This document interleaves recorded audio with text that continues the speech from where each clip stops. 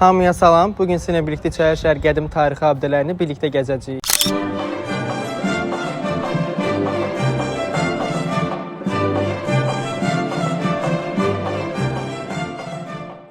İçəri şəhər divarları 12-ci əsrdə tikilmişdir.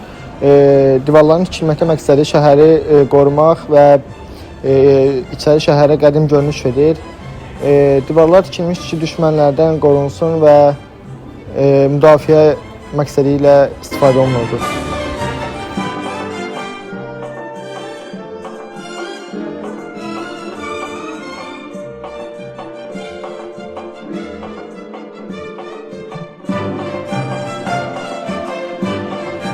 Arxamda gördüyünüz qapılar qədim evlərin əsas hissəsini təşkil edirdi, əl işi naxışlarla bəzədilirdi və İçəri şəhərin qədim atmosferini özündə birləşdirirdi.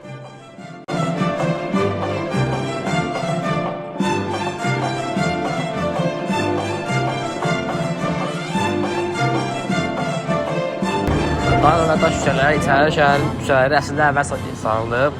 Küçələrin dar olması yaya səhərliliyi yaratmaq və müdafiəni asanlaşdırma məqsədi daşıyırdı.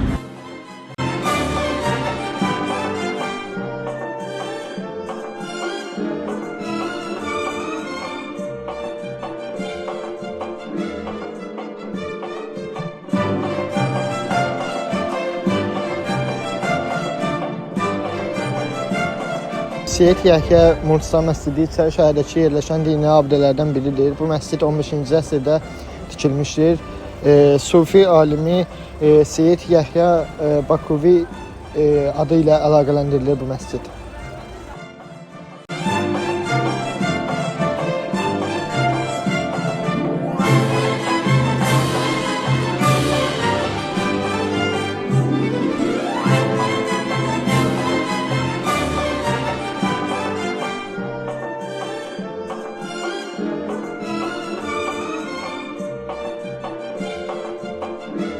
Cümə məscidi 1899-cu ildə Bakı milyonçu xeyrətçi Şeyx Əli Ağdalaşlı tərəfindən tikilmişdir.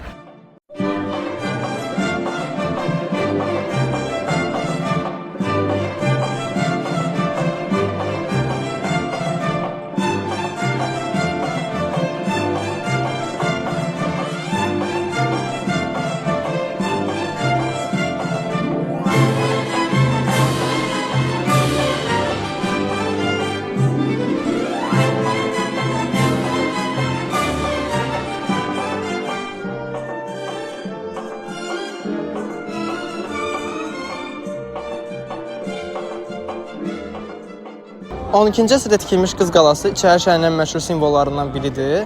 Qala əvvəllər müdafiə məqsədi ilə tikilmiş olsa da, haqqında bir çox əfsanələr də mövcuddur.